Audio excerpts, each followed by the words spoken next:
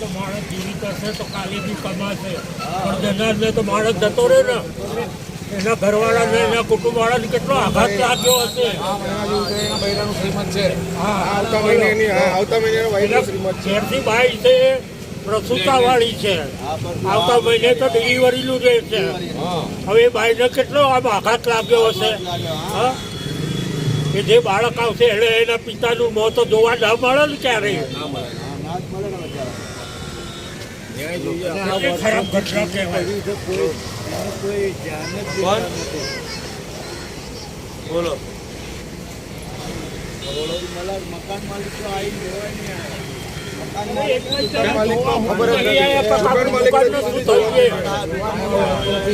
આ રાધે વાળો, પેલો સાયકલ વાળો